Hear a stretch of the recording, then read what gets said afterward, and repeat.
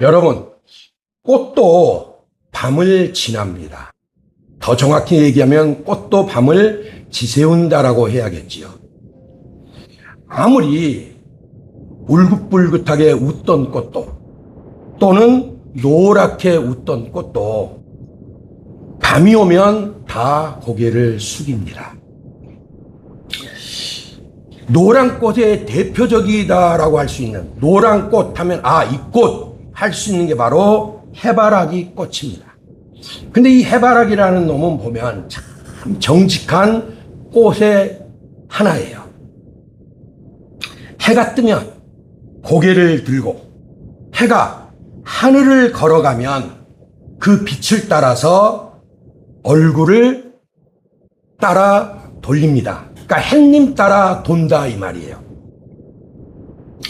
마치 온몸으로 이렇게 말하는 듯 합니다. 나는 빛 없이는 살 수 없습니다. 마치 독배 가듯이 해가 걸음걸음 하는 걸 할 때마다 자기도 목이 이렇게 따라 돌아가요. 끝없이 펼쳐진 광활한 들판으로 제가 이 시간 상상으로나마 초대를 해드릴 테니 한번 여러분들도 한번 광활한 들판을 한번 상상해 보시기 바라겠습니다. 동쪽 하늘에서 찬란한 금빛 새벽이 열리게 되면 밤새 고개를 숙이고 있던 수천 수만의 또한 송이의 꽃들이 일제히 약속이라도 한 듯이 고개를 듭니다. 특히 이 해바라기는 약속이라도 한 듯이 모든 해바라기 꽃은 한 방향을 향해서 고개를 들어요. 해가 한 걸음 하늘을 걸어 올라가면 그 노란 물결도 숨을 죽인 채 해를 따라 목을 꺾고 고개를 따라 돌립니다. 오직 빛을 향한 갈망, 태양을 향한 지독한 사랑, 그 노란 군무가 들판을 가득 채우는데 아주 장관입니다. 물론 실제 해바라기는 식물학자들에 의하면 어린 해바라기는 해를 따라 도는 것이 맞지만 다 자란 해바라기는 대체로 한 방향을 향해서 그냥 고정된다라고 이야기를 합니다. 전문가들은. 그러나 오늘 우리가 붙들고자 하는 것은, 제가 또한 주목하고자 하는 것은 식물 도감에 대한 설명이 아니고 오늘 우리는 영혼의 들판에서 한번 해바라기를 생각해 보고자 합니다. 우리가 흔히 해바라기를 떠올릴 때 마음속에 먼저 그려지는 그 이미지, 곧 빛을 향해서 목을 드는 꽃, 해를 바라보는 꽃, 해가 있어야만 피는 꽃, 이 이미지를 가진 시적 상상력입니다. 해를 바라보는 꽃, 해가 있어야 피는 꽃, 해가 사라지면 고개를 숙이는 꽃, 이것이 해바라기의 특성입니다. 그런데 오늘 저는 여러분과 함께 그 해바라기 곁에 서 있는 또 하나의 아주 이상한 꽃 한 송이를 보려고 합니다. 해가 있을 때, 또 해가 있을 때만 피는 꽃이 아닙니다. 오히려 세상의 따스한 볕이 사라지고 사람들의 박수가 식고 사람들의 시선이 멀어질 때, 또 손에 쥔 온기마저 재처럼 식어갈 때, 그 밤 한가운데에서 비로소 주님을 향해 천천히 피어나는 꽃입니다. 사람들이 모두 힘을 잃고 고개를 숙이는 밤에, 영혼이 고통스러운 그 밤에 젖은 입을 털어내고 하늘을 향해 천천히 피어나는 영혼의 꽃, 그 꽃의 이름을 저는 오늘 이렇게 부르고 싶어요. 주바라기 꽃. 무슨 꽃이요? 예, 주바라기 꽃. 해보다 크신 주님을 바라보는 꽃. 보이는 별이 사라져도 보이지 않는 하나님의 빛을 향해 피어나는 성도, 주바라기 꽃입니다. 오늘 본문 시편 84편 11절은 그 이유를 이렇게 말을 합니다.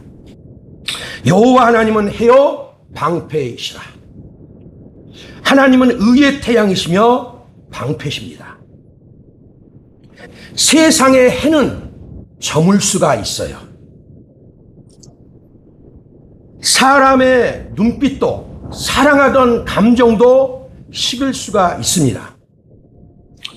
내 손에 쥔 것들, 내 것이다 싶은 그것들도 언젠가는 내 손에서 모래가 빠져나가듯이 빠져나가고 차갑게 나를 향하던 온기마저도 식어버릴 때가 참 많습니다. 그러나 여호와 하나님은 영원히 저물지 않는 해이십니다. 비바람 속에서도 방패라고 하셨죠.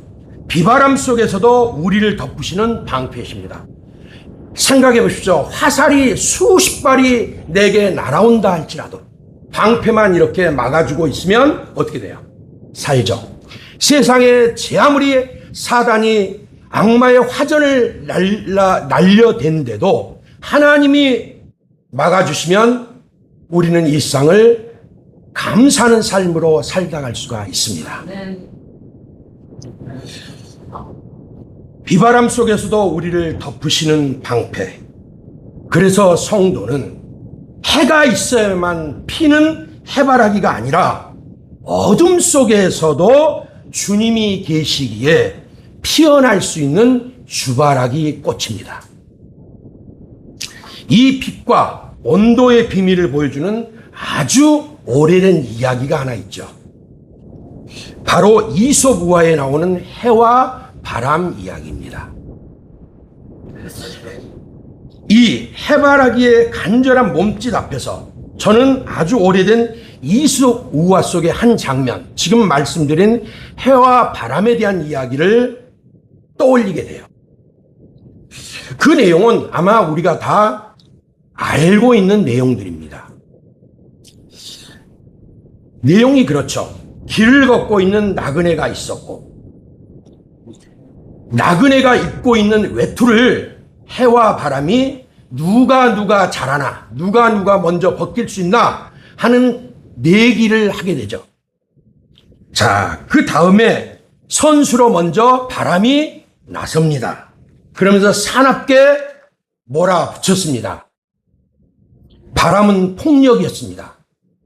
쌩 하면서 흙먼지를 일으키면서 당장이라도 나그네의 옷을 찢어버릴 듯이 달려들었습니다.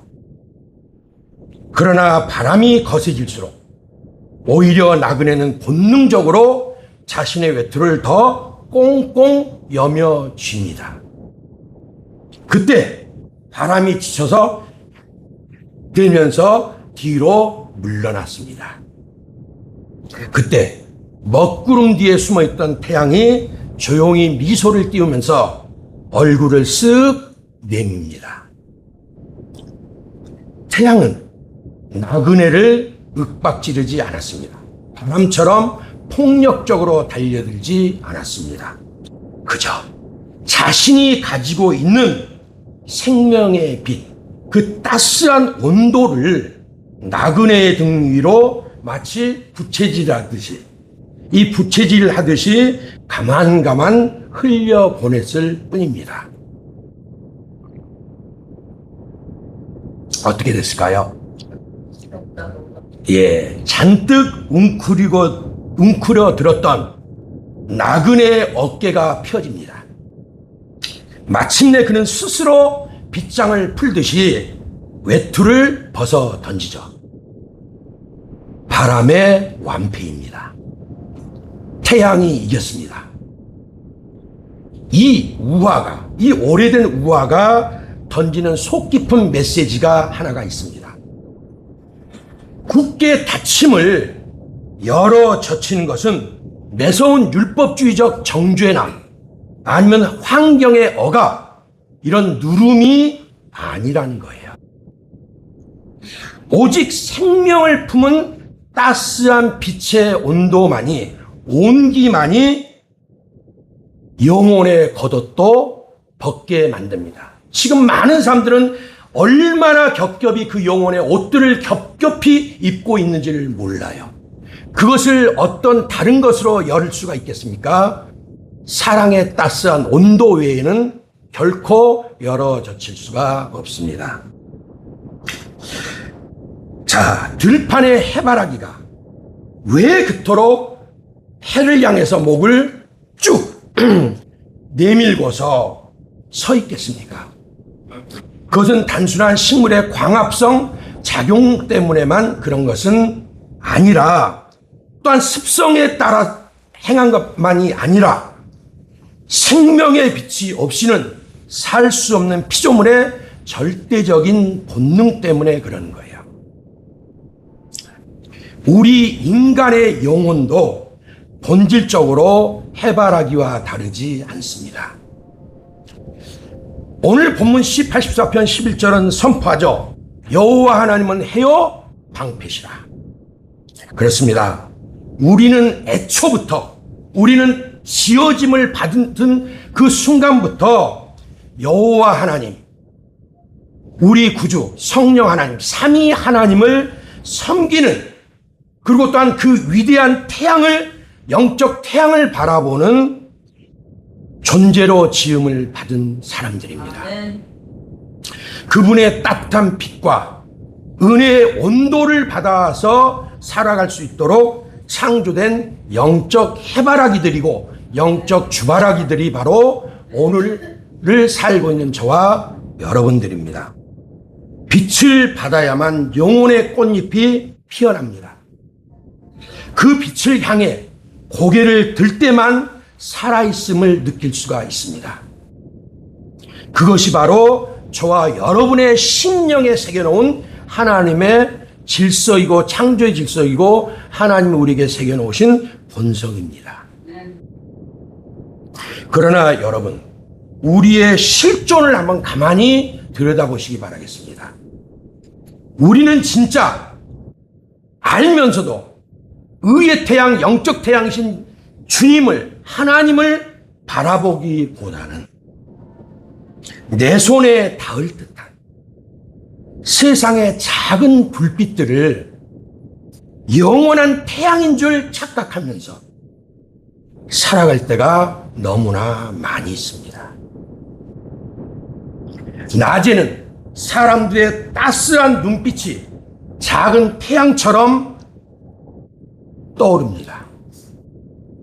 내가 이룬 성취를 향해서 쳐주는 그 박수갈채가 내 얼굴 위에 금가루처럼 흩어져 내립니다.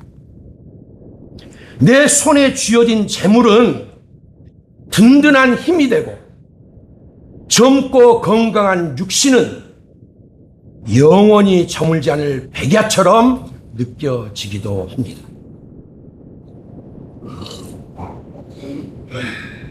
햇살이 내 얼굴에 오래 머물면 우리는 미처 알지 못합니다.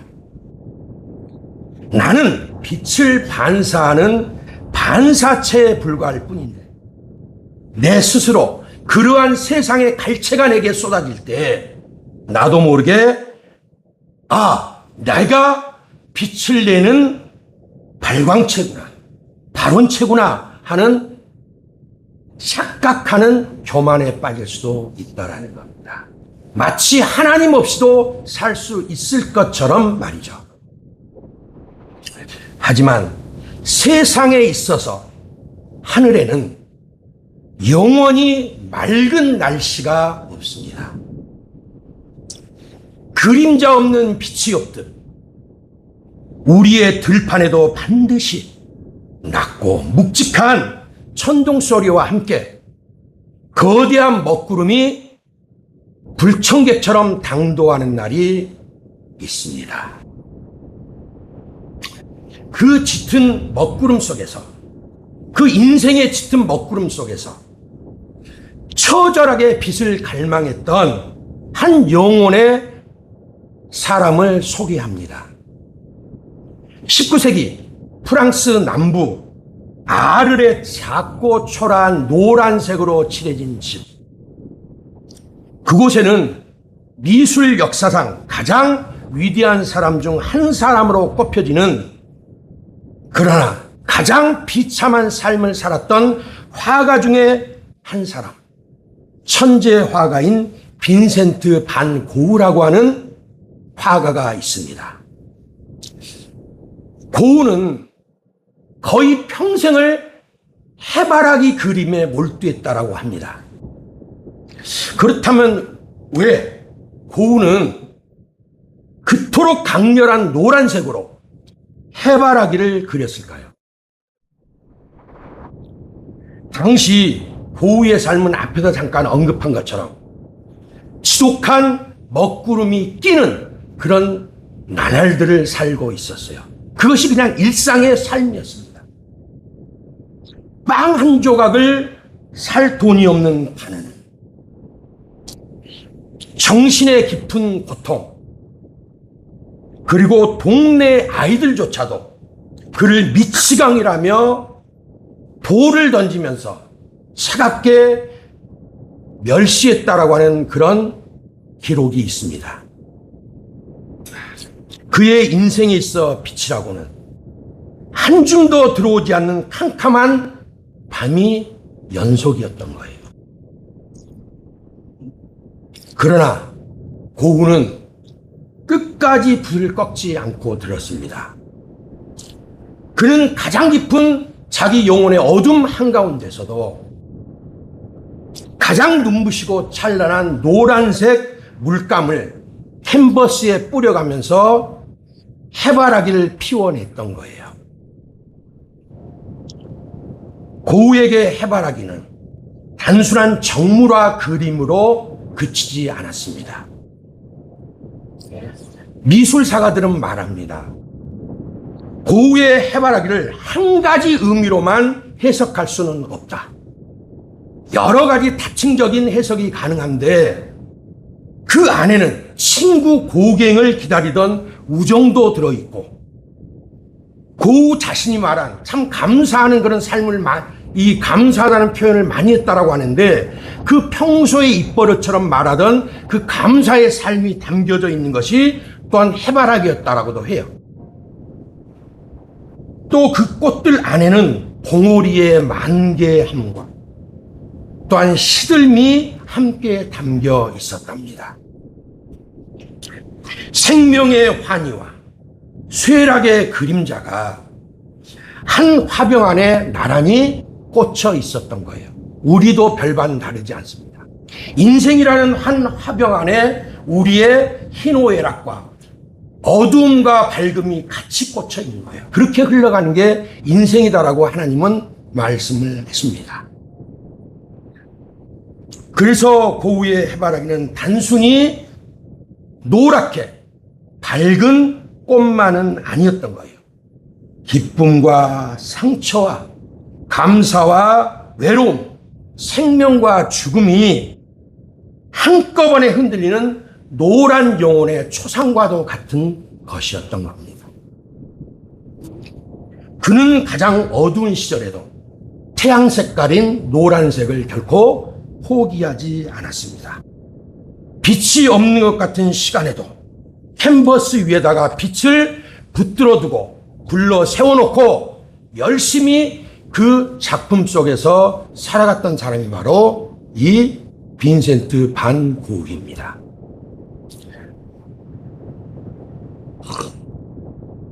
저는 그 그분에 대해서 알면 알수록 참 짠하면서도 뭉클한 면이 바로 그런 부분이에요. 고우는 어둠을 그리면서도 어둠에게 결코 항복하지 않았고 어둠 속에서도 밝은 태양을 상징하는 해바라기를 그려냈던 사람이 바로 이 빈센트 반 고흐예요. 시드른 꽃을 그리면서도 생명의 빛을 결코 놓지 않았습니다. 생각해 보세요. 그림을 그려놓고 또 우리가 생활을 거기다 꽂아 놓은들 그것이 계속해서 생명을 유지하진 못하잖아요. 그럼에도 그는 그림 속에서나마 그런 것들을 갈구하면서 거기에서 소망을 품었던 사람이라고 사가들은 이야기를 합니다. 고난의 비바람이 요동칠 때 그는 캠퍼스 위에 사라지지 않는 노란 태양 하나를 끝내 붙들어 놓고자 애썼던 사람이다 이 말입니다. 고흐의 캠퍼스에 고통의 먹구름 속 노란 빛이 피어났다면 이제 우리 인생의 들판에도 찾아오는 먹구름과 바람과 비를 복음의 빛 아래서 복음의 태양 예수 그리스도 의의 태양이신 예수 그리스도 안에서 우리는 다시 한번 우리도 봐야 되지 않을까 싶습니다. 그렇다면 저와 여러분 고흐에게는 그런 것들이 앞에 언급한 것들이 고통들이었다면 오늘 저와 여러분을 덮치는 구름과 바람과 비는 과연 무엇일까요? 우리가 그냥 고난이라고 뭉뚱그려 부르는 이 구름과 바람과 비의 속살들을 오늘 복음의 빛 아래서 하나씩 들여다보겠습니다. 첫 번째, 구름입니다. 구름은 하늘에 쳐진 핵하고 거대한 회색 커튼과도 같아요. 구름이 무서운 이유는 먹구름이 낄 때 구름이 무서운 이유, 그 이유는 구름이 우리에게 폭력을 휘두르기 때문에 무서운 것이 아닙니다. 오히려 내 생명의 빛 같고 따스한 온기를 가진 그 태양 빛을 차단해버리고 그리고 먹장구름 속에서 우리의 시선을 닫아버리기 때문에 두려운 거예요. 사람은 눈이 감기고 어둠 속에 있으면 두려움이 몰려듭니다. 생명의 근원인 태양빛을 빼앗아가 버리고 안 보이게 만들고 또 그러다 보면 어떻습니까? 고립감을 느껴지고 사람이 기분이 시상 요즘 젊은 친구들이 그러더라고요. 아, 참 꿀꿀해. 기분이 꿀꿀해. 이런 표현 쓰는데 바로 그런 꿀꿀한 상태로 만든다 이 말입니다.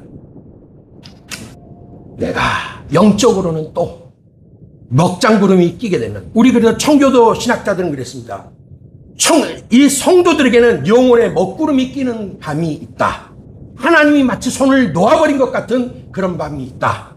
그러나 그래도 하나님은 우리를 붙잡고 계신다. 이렇게 이야기를 합니다. 자, 그러한 상태, 내 영혼의 절망감이 나를 치고 들어올 때 내가 아무리 부르짖어도 하늘은 노쇠처럼 굳게 닫혀있고 하나님은 마치 안 계신 것만 같은 그런 착시, 이것이 구름이 주는 공포입니다. 보지 못하게 한다는 게 구름이 가진 특성이고 공포감이다 이 말이에요. 그리고 또 두 번째 바람입니다. 바람은 보이지 않는 무형의 폭력입니다. 허공을 베고 윙윙거리면서 우리 삶에 몰려 들어와서 세상의 구름도 이제 이 비바람도 그렇지만 꼿꼿이 서 있던 줄기를 사정없이 휘어버리고 꺾어버리려고 듭니다.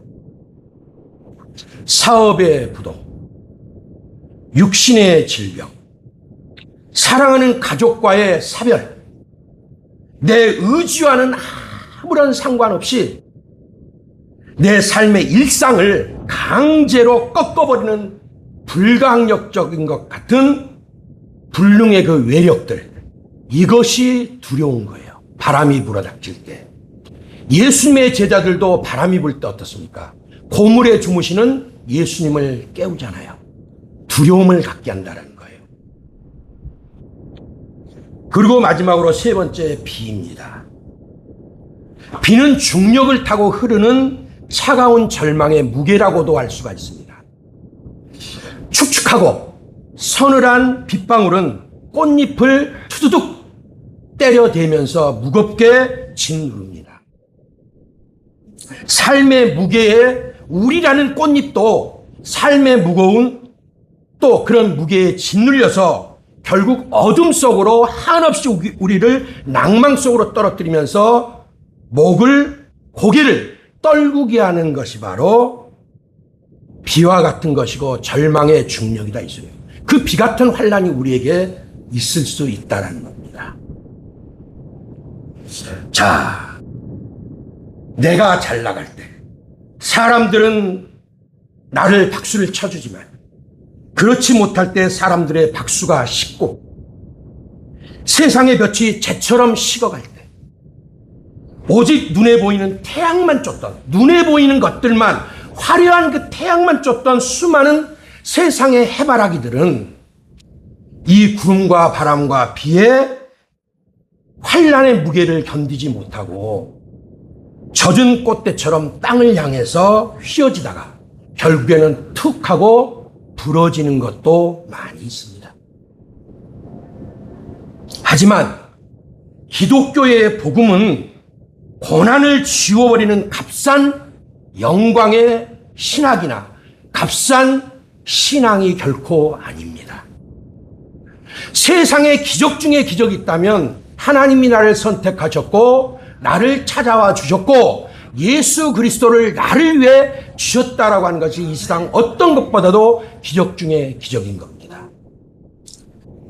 기독교의 복음은 고난의 한복판에서 영광을 빚어내는 신학이고 신앙입니다. 모든 것이 꺾인 절망의 그 자리에서 위대한 반전이 시작되는 것이 바로 기독교의 영광입니다.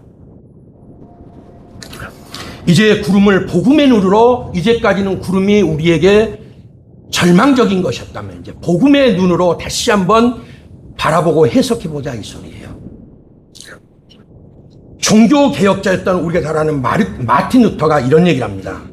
십자가의 고난 속에 자신을 감추시는 하나님을 가리켜서, 아까 우리 이사야 우리 장로님이 봉독했죠. 하나님은 스스로 숨어 계신 하나님이십니다 라고 얘기를 해요.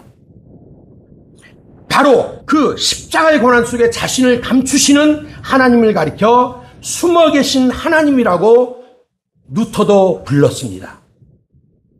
루터는 십자가의 자리에서 숨어 계신 하나님을 발견했고, 존 칼빈은 지혜로는 다 헤아릴 수 없는 하나님의 은밀한 섭리를 말했습니다.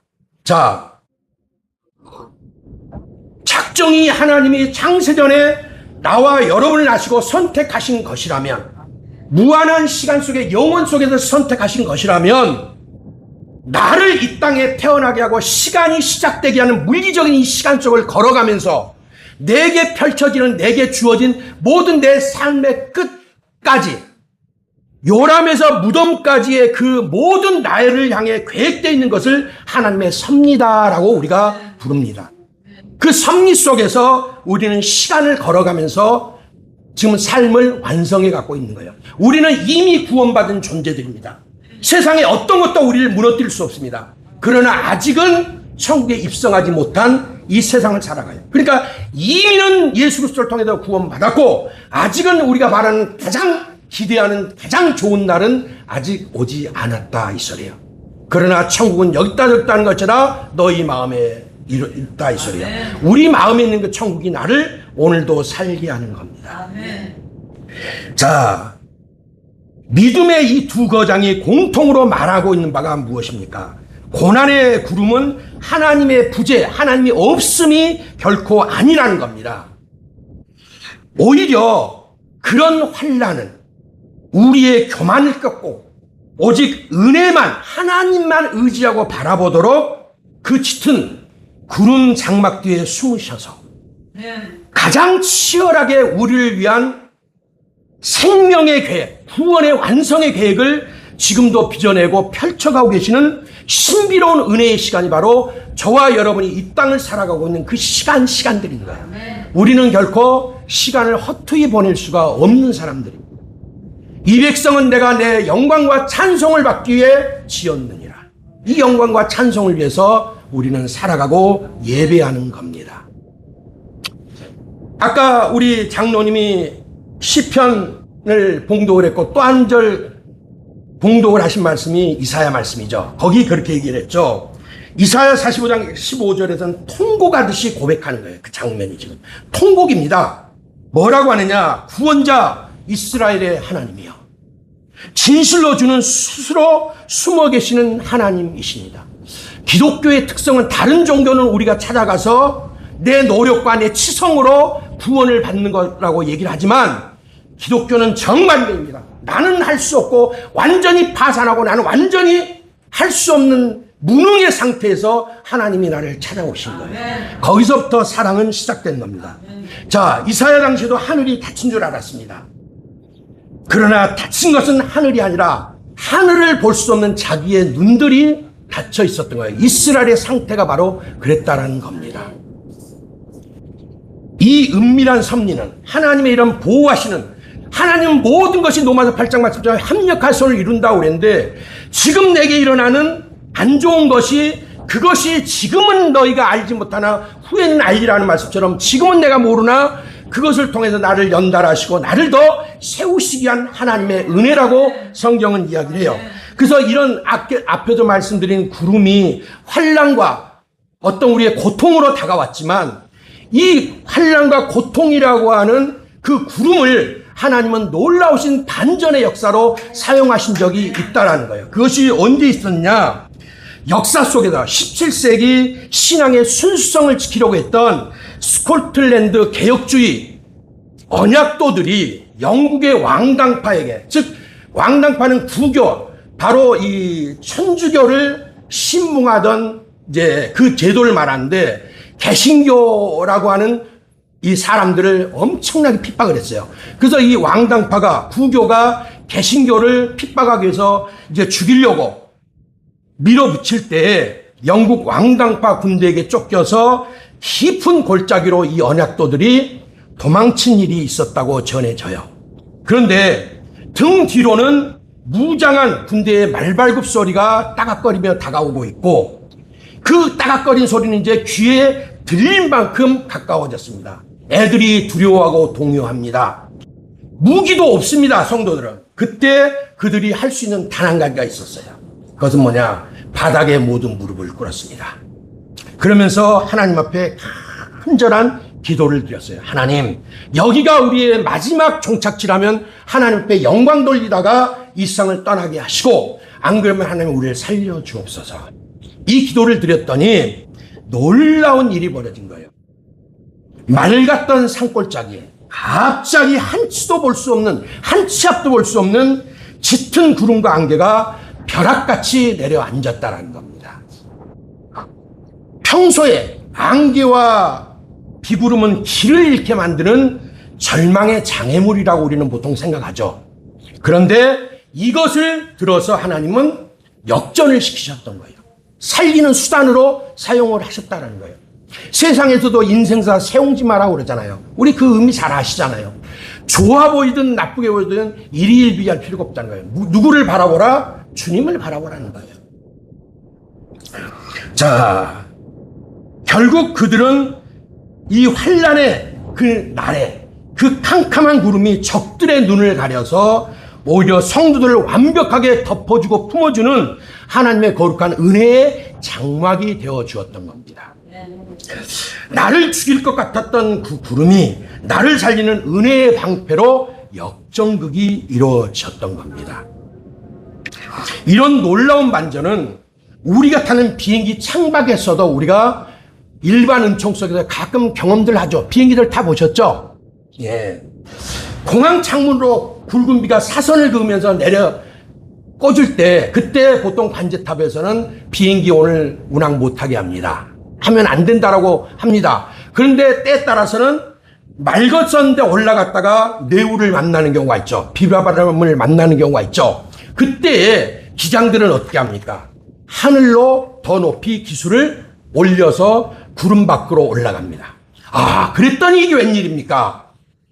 먹장구름에 가려서 태양빛이 안 보였는데 태양 위로 올라가니까, 구름 위로 올라가니까 뭐가 보여요? 태양이 보이더라는 거예요. 자, 구름 위에는 단 한 번도 이 세상이 시작되고 꺼진 적 없는 태양이 하나님의 질서를 따라 여전히 운항하고 있는 겁니다.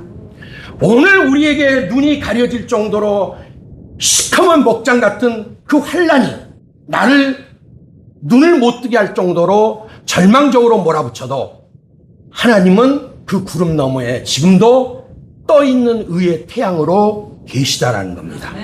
자, 비구름이 태양을 가릴 수는 있어도 태양을 없앨 수는 없습니다. 환란이 이상 크리스찬들에게 예수 믿으면 이제 환란이 없다 그래줬으면 얼마나 좋을까요? 많은 그렇지 않습니다. 하나님께서는 이 땅에서는 환란이 있다고 그랬어요. 그래서 그랬잖아요. 너희가 세상에서 환란을 당하라. 당하고 담대하라. 내가 세상을 이기었노라. 이 이기신 주님의 승리가 바로 내 승리이기 때문에 우리가 믿고 간다 이 얘기입니다. 자, 여러분, 우리의 고난도 그렇습니다. 고난은 하나님의 얼굴을 가리는 것처럼 보일 수는 있습니다. 그러나 그 고난이 하나님과 나와의 관계를 단절시킬 수는 없습니다. 네덜란드가 나왔던 세계적인 개혁주의 신학자인 헤르만 바빙크라는 분이 그런 얘기를 합니다. 하나님은 세상을 창조하신 뒤에 멀리서 지켜보시는 분이 아니라 지금 불어오는 차가운 비바람 한가운데서도 만물을 당신의 호흡으로 껴안고 보존하고 계신다. 이렇게 얘기를 합니다. 어떤 순간에도 하나님은 우리와 함께 하신다라고 얘기를 해요. 그러면서 섭리를 설명했습니다. 저는 이 거대한 섭리는 다른 것이 아니에요. 하나님이 내 일생 속에 예정해 놓으신 것들이에요. 이것을 하나님 은혜를 따라 우리가 걸어가는 거예요. 이걸 이제 내 개인적인 섭리라고 얘기를 하는데 그때 이 섭리의 한 조각을 저도 가지고 있거든요. 제 삶의 기억 속에서 한번 소환해서 펼쳐보겠습니다. 기억의 필름을 아주 오래전 전남 강진군 작천의 어느 신장로 위로 돌립니다. 계절은 가을의 끝자락이었습니다. 하늘에는 구름이 낮게 깔려 있었고 붉은 비를 잔뜩 머금은 스산한 가을바람이 옷깃을 매섭게 파고들던 날이었어요. 어린 저는 할아버지의 오래된 자전거 뒤에 앉아서 그 덜컹거리는 흙길을 통과하고 있었습니다. 우리 여기 권사님들은 이제 신장로, 구장로 다 아시잖아요. 예, 신장로 길을 그때 신장로라 해봐야 뭐 별거 있겠습니까? 어쨌든 그 덜컹대면서 가고 있었는데 비를 머금은 가을바람이기 때문에 어린 아이의 이 저의 뺨을 그렇게 사정없이 때려드는 거예요. 참 고통스럽더라고요, 그 순간은. 그리고 이 한기는 아주 오돌거릴 정도로 파고들었습니다. 그런데 어렵고 그런 어떤 어려움이었지만 그 거친 길 위에서도 조금 더 정말 겁나거나 걱정이 안 되더라고요. 오히려 세상에서 가장 따뜻하고 평안한 어떤 느낌을 가졌던 때가 할아버지의 등 뒤에 있던 그 추억입니다. 제 앞에서는 이 할아버지께서 그 모든 자전거 앞으로 가면 얼마나 이 비바람 몰아치면 그렇습니까? 그거를 온몸으로 할아버님께서 막아주고 계셨고 저는 그 페달을 밟으시는 할아버지의 넓고 넓은 등 위에서 얼굴을 갖다 다 파묻고 할아버지한테 이렇게 기대고 있으니까 세상 두려울 게 없는 거예요. 그러다 보니까 바람 소리는 아득해지고 오히려 이 할아버지의 따뜻한 체온과 진동만 몸에 느껴지고 정말 그렇게 평안하게 그 길을 지나왔던 기억이 오랜, 지금은 빛바랜 그런 어떤 추억이 되었고 하지만 지금도 이 설교를 준비하면서 그 생각이 나더라고요. 그래서 그랬구나, 그랬었지 하는 그런 생각이 들었습니다. 여러분, 바로 그런 것이 예수 믿는 맛 아니겠습니까? 할아버지가 계셨기에 어린 제가 든든했던 것처럼 온 우주의 창조주이신 그 하나님이 내 아버지 되신대요. 아멘. 그러니 뭐가 두려웠겠습니까? 아멘. 구름 너머에 바로 태양을 믿는 자와 같고 이렇게 기댈 수 있는 자는 뭘 믿었겠어요? 할아버지가 계시니까. 제가 그랬던 거 아닙니까? 우리는 뭐예요? 예수님이 계시니까. 아멘. 하나님이 내 아버지니까. 아멘. 이럴 수가 있다는 겁니다. 저는 그날 바람을 이기는 법을 배운 것이 아니라 등에 업히고 이 할아버지께 기대는 법을 배웠던 거예요. 그리고 등에 업히고 기대는 법을 배우면서 할아버지의 등이 이렇게 따뜻하구나. 여기만 포근히 내 얼굴을 묻으면 나는 편하게 갈 수가 있구나. 그게 바로 어쩌면 우리가 예수를 기대는 그런 것인지도 모르겠습니다. 자, 고난이라는 수산한 가을바람 앞에서 우리가 해야 할 일은 그저 바람만 멈춰달라고 허공을 향해 소리치고 매달리는 것만이 아닙니다. 눈에 보이지 않지만 지금도 나를 등에 업고 묵묵히 폭풍우를 뚫고 나아가시는 우리 주 하나님, 그 아버지의 듬직한 등에 우리 영혼을 기대고 신 우리의 뺨을 묻는 것입니다. 저는 이 설교를 준비하면서 묵상하다 보니까 해바라기를 주제로 제가 삼았는데 아주 오래전 우리나라 국민가수, 지금은 남진 장로님이 되셨습니다. 장로님이신데 남진 장로님이 불렀던 해바라기 마음이라는 유행가 가사가 떠올랐어요. 해바라기 마음이라는. 아마 여기 계신 성도님들도 아마 어렴풋하실 겁니다. 들어보신 분들은 멜로디가. 그 가사를 보면 이렇습니다. 햇님 따라 해바라기 돌고 도는데 내 마음은 당신만을 안고 돌아가요. 은하수로 흘러가는 조각달처럼 당신 따라서 가고 싶은 내 마음은 해바라기. 여기까지는 그저 흔한 연가, 사랑의 노래 같습니다.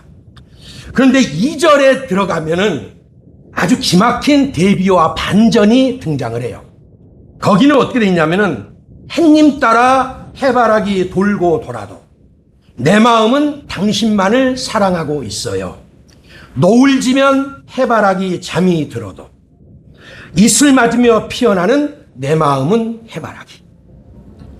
여러분, 자연의 법칙 속에 존재하는 들판의 해바라기는 노을이 지고 어둠이 깔리면 예외 없이 고개를 숙이고 잠이 듭니다. 그러나 이 노래 속에 이 햇님 따라 이 노래의 화자는 무엇이라고 고백을 했습니까? 이 노래는 사랑하는 사람을 향한 애절한 마음을 지금 담고 있지만 태양이 사라진 그 캄캄한 밤일지라도 차가운 이슬을 맞을지라도 나는 홀로 피어나서 당신을 바라보겠다라고 하는 아주 굳센 이 정절의 사랑을 표현하고 있어요. 이 노래 속에서 그 애타는 대상이 그저 사랑하는 연인이었겠지만 그 노래 속에서는 하지만 여러분, 이 시적인 가사를 우리의 신앙으로 가져와서 대비해보면 어떨까요? 세상의 사람들은 태양이라는 볕이 있을 때만 웃고 기뻐하며 해바라기처럼 돌고 돕니다. 그러나 노을이 지고 내 삶의 고난의 밤이 찾아오면 세상의 해바라기들은 절망의 무게를 이겨내지 못하고 다 고개를 꺾고 잠들어 버립니다. 아니면 세상에 이력서를 쓰고 저기 한강 풍덩과 같은 데를 가시는 분들도 마음 아프지만 있잖아요. 그런데 여기 노을이 지고 이슬이 내려도 잠들지 않는 이상한 꽃이 있습니다. 어둠 속에서 눈물이라는 차가운 이슬을 맞으면서도 젖은 입을 털어내고 나의 등 뒤에 업고 계신, 나를 등 뒤에 업고 계신 아버지 하나님이라는 전능한 당신을 향해서 고개를 드는 영혼이 있습니다. 대중가요의 가사조차도 이토록 처절하게 어둠 속에서 피어나는 사랑을 노래했다면 하물며 십자가의 은혜를 받고 은혜를 안다고 하는 우리들의 영혼은 더 말해 무엇하겠습니까? 우리를 꺾을 줄 알았던 사물의 속성은 철저히 역전됩니다. 잔인하게 나를 세웠던 바람은 사실 내 삶에 도단한 교만과 썩은 가지를 솎아내어서 진짜 생명만 남기시려는 하나님의 정교한 조각칼이었습니다. 남진 장로님이 불렀던 그 차가운 밤의 이슬, 그리고 우리를 가장 차갑게 적시던 비는 얕았던 나의 영적인 뿌리를, 믿음에 얕았던 그 뿌리를 땅 밑 깊숙한 생수의 강물에 닿게 만드는 은혜의 젖줄이었습니다. 눈물과 비가 곧 영혼의 뿌리를 내리는 힘이 되었던 겁니다. 영국의 철학자였던 프랜시스 베이컨이란 분이 이런 말을 했다고 전해집니다. 초목은 성장하기 위해서 이슬에 젖고 인생은 성숙하기 위해서 눈물에 젖는다. 참 속 깊은 말인 것 같습니다. 들풀 하나도 마른 땅 위에서 혼자 자랄 수 없습니다. 밤새 내려앉은 이슬이 잎을 적시고 새벽의 차가운 물기를 머금고 그렇게 조금씩 푸른 생명을 밀어 올립니다. 우리네 인생도 그렇습니다. 사람은 웃음만으로 절대 깊어지지 않습니다. 박수만으로 성숙해지지도 않습니다. 때로는 아무도 보지 않는 밤에 흘린 눈물, 가슴속에서 소리 없이 떨어지는 그 물방울들이 우리 영혼의 뿌리를 더욱더 깊은 곳으로 뿌리내리게 합니다. 그러나 여러분, 우리는 앞에서 말한 그 철학자의 말처럼 바로 이러한 이유 때문에 한 걸음 더 나아가서 더 진한 고백을 우리는 하나님 앞에 올려드릴 수가 있다고 저는 믿습니다. 초목은 살기 위해 이슬에 젖고 인생은 영생을 얻기 위해 눈물에 젖는다. 이렇게 변주를 해도 저는 무방하다고 생각을 합니다. 성도의 눈물은 단지 성숙의 물방울에 머물지 않습니다. 하나님이 빛을, 그 나의 고통의 눈물에다가 하나님의 은혜의 빛을 담아주시면 성도의 눈물 한 방울도 영원을 비치는 하늘의 거울이 될 수가 있습니다. 하늘빛의 반짝이는 물방울 보석이 될 수가 있습니다. 지난밤 주바라기 잎에 맺힌 그 투명한 눈물방울 속에 구름 너머의 태양이 담기듯 성도의 눈물 속에는 십자가 너머의 부활이 담겨 있고 고난 너머의 영생이 담겨 있고 어둠 너머의 하나님 나라가 담겨 있습니다. 이 놀라운 반전의 극치가 어디에서 있었습니까? 바로 십자가입니다. 골고다 언덕, 해가 빛을 잃고 캄캄한 어둠이 온 땅을 덮었던 그날, 세상의 해바라기들은 십자가의 노후를 보고 빛이 죽었다면서 고개를 다 꺾고 절망했죠. 제자들의 마음도 꺾였고 다 도망쳐 잠들었습니다. 하지만 하나님은 빛이 죽은, 예수 그리스도가 죽은 그 자리에서 영원히 죽지 않는 부활의 빛을 낳고 계셨던 거예요. 그 시간에. 세상은 어둠을 끝이라고 부릅니다. 하나님은 그 어둠을 새벽에 자궁으로 삼으셨습니다. 세상은 무덤을 마침표라고 합니다. 하나님은 그 무덤을 부활의 첫 문장으로 다시 쓰셨습니다. 무덤은 마침표인 줄 알았으나 영원한 생명의 첫 줄이 되었고, 밤은 끝인 줄 알았으나 찬란한 새벽을 품은 태였던 겁니다. 로마서 8장 24절은 선언합니다. 우리가 소망으로 구원을 얻었음에 보이는 소망이 소망이 아니니 보는 것을 누가 바라리요. 이 십자가의 은혜를 아는 자, 강진 작천에 앞서 말씀드린 저 비포장도로에서 할아버지 등에 엎혀서 그 평안을 누렸던 그런 마음이 저는 육신의 할아버지를 통해서 느꼈지만 육신의 할아버지하고는 될 바도 못 되는 우리 영원하신 아버지 하나님의 그 은혜의 품은 그 어떤 것보다도 따스하고 우리를 젖된 아이의 고요함 속으로 우리를 놓아주십니다. 누여주십니다. 눈에 보이는 별이 있어야 피는 해바라기가 아니라, 볕이 있어야 피는 해바라기가 아니라 어둠 속에서도 하나님이 심어주신 빛을 밀어 올리는 신비하고 아름다운 꽃, 우리는 그 꽃 이름을 주바라기라고 부릅니다. 제가 지금부터 이 폭풍을 치는 들판을 묵묵히 견디고 계신 여러분의 영혼들을 향해서 응원하는 마음을 담아서 이 고백이 담긴 시 한 편을 올려드리겠습니다. 해바라기는 해를 담고 싶어 목이 길어진 꽃. 새벽이 동쪽 하늘에 얇은 금빛을 풀어놓으면 해바라기는 밤새 접어두었던 얼굴을 가만히 들어 올립니다. 해가 한 걸음 옮기면 한 걸음씩 따라 돌고, 해가 하늘의 허리를 지나면 금빛 얼굴도 그 길 위에 오래 머뭅니다. 햇살이 금빛 얼굴에 오래 머물면 스스로 빛인 줄 착각합니다.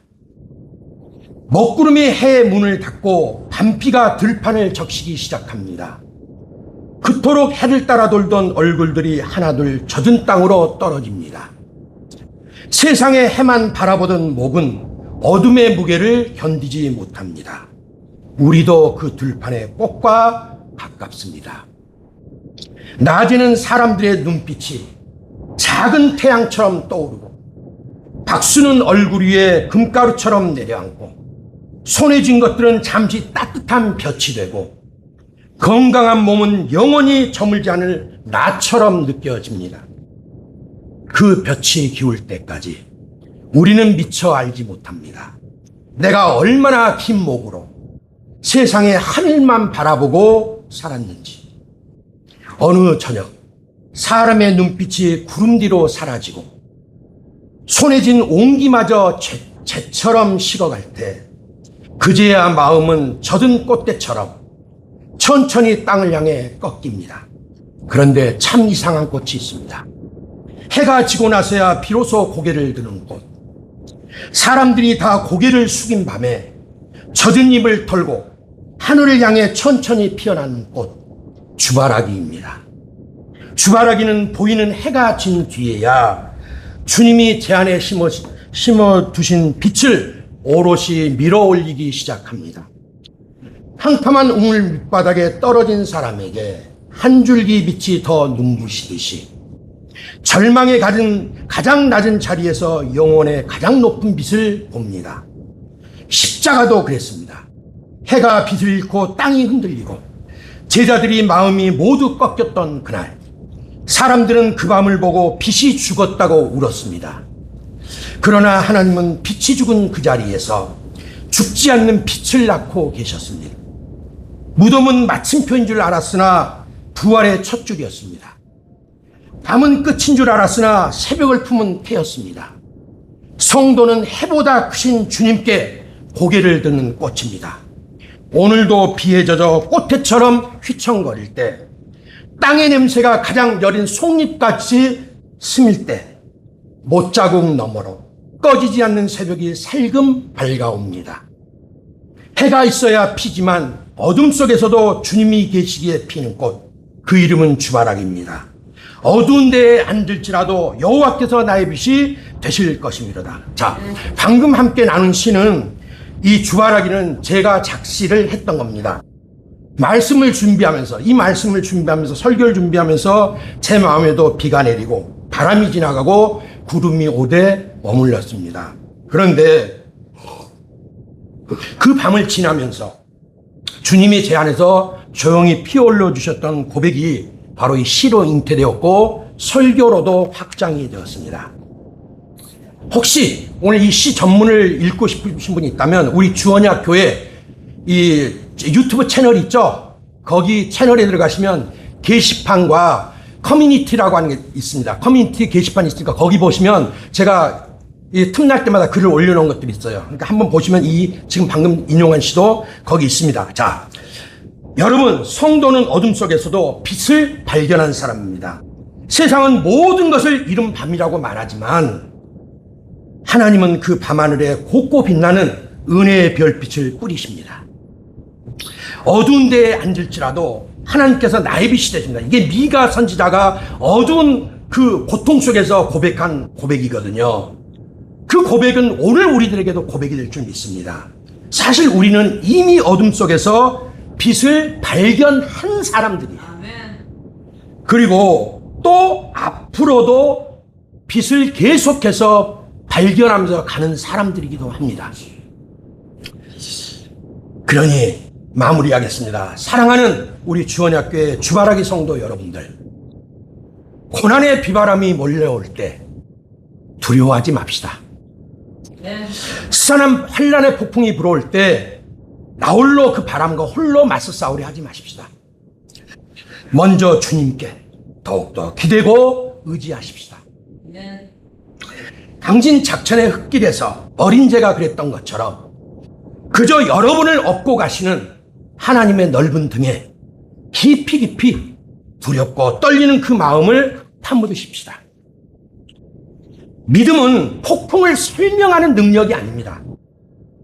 폭풍 속에서도 하나님 아버지께 의탁하고 기대는 것입니다. 구름은 우리의 시야를 가릴 수는 있습니다. 그러나 구름이 신실하신 의의 태양 예수 그리스도를, 우리 하나님을, 성령 하나님을 없앨 수가 없습니다. 고난은 하나님의 얼굴을 가리는 것처럼 보이지만 그러나 그 고난이 하나님을 없앨 수는 없습니다. 이제 이 주일 오후 예배, 이 예배가 끝나면, 오후 예배까지 끝나면 예배당 문을 나서서 또 비바람 몰아치는 세상으로 가실 것이고 또 비바람이 세차게 우리에게 몰려들 것입니다. 병원의 바람, 가정의 바람, 먹고 사는 일의 바람, 말 못할 마음의 갈등의 바람 등등이 우리의 옷깃을 파고들면서 마구마구 흔들어댈지도 모릅니다. 그때 오늘 이런 여러분들에게 풍경과 소리와 굳센 믿음의 정체성만 있으면 좋겠다는 소원을 가져봅니다. 밤새 비를 맞은 들판입니다. 세상의 해바라기들은 모두 젖은 땅을 향해서 고개를 숙였습니다.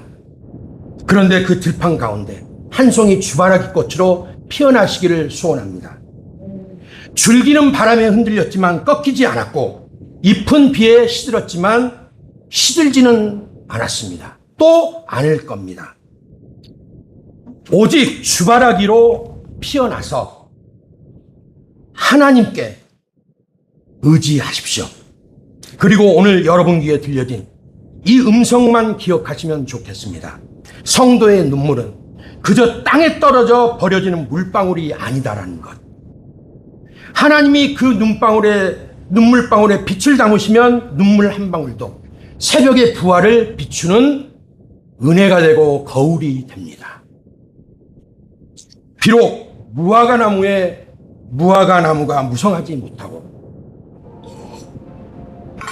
포도나무에 열매가 없을지라도 세상의 볕이 다 저물고 캄캄한 어둠에 앉게 될지라도 좋으신 하나님은 나의 영원한 열매시고 그리스도의 계절 속에 피는 나의 영생의 소망이시기도 합니다.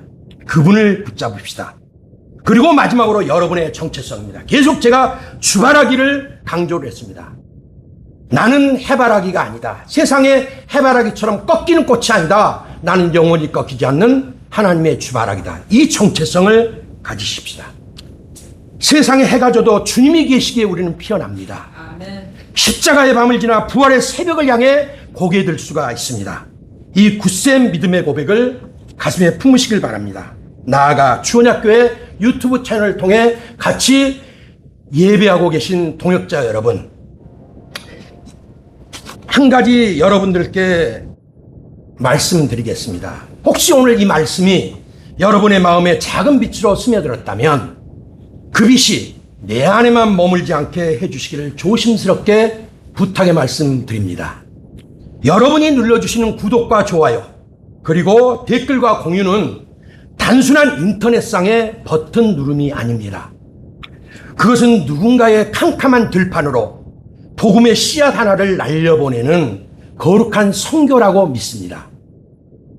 세상 어딘가에는 지금도 젖은 꽃대처럼 고개를 숙인 영혼이 있을 것입니다. 사람의 눈빛도 사라지고 손에 쥔 옹기도 식어지고 더는 피어날 힘이 없다고 주저앉은 그 누군가도 있을 것입니다. 여러분의 손끝을 통해서 그 한 영혼이 다시 자신의 먹장구름 같은 그 구름을 뚫고서 영원하신 주님을 바라볼 수 있도록 여러분들이 동참해 주시면 고맙겠습니다.